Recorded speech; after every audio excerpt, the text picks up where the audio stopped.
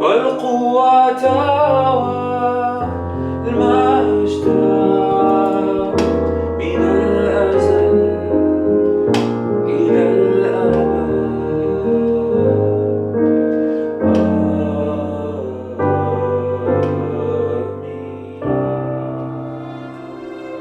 I remember actually being 18 years old and enjoying the life in Aleppo city. I remember having this like internal feeling saying like, this is too good to be true.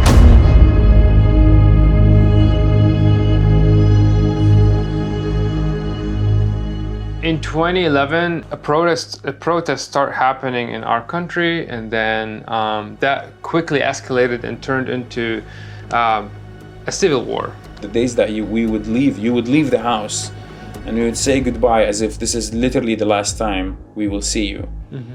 And every time you'd come back from school, like we would hug you as if you just came back from World War II, you know, or something. You were lost and you were found, you know. We found ourselves as refugees. Yes. After we kind of forced out. Yeah, we made the decision to move, to flee for our lives. Yes. And the next step is you are a refugee. Mm-hmm. The pastor's wife, on our third night there was like a celebration in the village that the pastor lived in, and there was some fireworks. And I remember her, after the fireworks started coming and like knocking on the door of our room, opening the door quick and said like, guys, don't worry. This is not bombs. This is not like just fireworks. In Syria. It's just fireworks. People are celebrating outside. Yeah. So think of like how sensitive they were as God's people to our feelings, and they cared about even calming us through maybe a traumatizing time of our lives through like these little details. One of the biggest fears that I had while during our time there is I was 20 and I'm like, oh, I'm losing time of my life, I'm gonna lose a year or two. And she would always comfort us, or I remember she would always tell me like, you know, in 10 years, you're gonna look back and you're not gonna think about the 2 years you've lost. You're gonna look back and you're gonna just remember how God was faithful. We really wanted to stay in Lebanon because our lives were getting back to normal.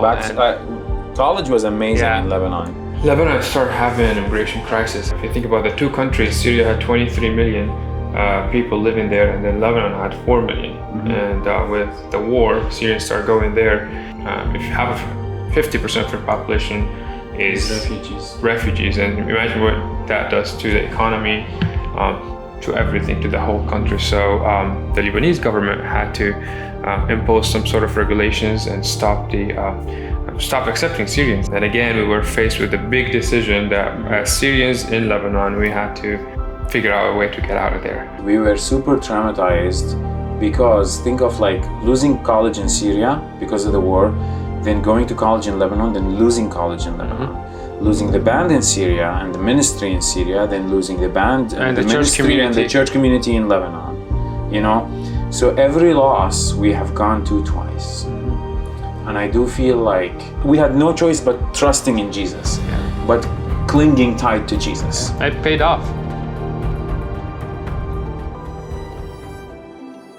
Like after we were ripped out of Lebanon, there was a second kind of problem that we were facing, but maybe at a bigger scale, because you crossed the continent, you know, like you crossed the ocean and you came to a new continent, and now you're meeting a pastor and a family that you've never met before that offered you to live with them for a year. I was on the worship band last Sunday back in Lebanon, and today I'm in Milwaukee, Wisconsin, and I can't play, and I don't know any of the songs, and I felt like...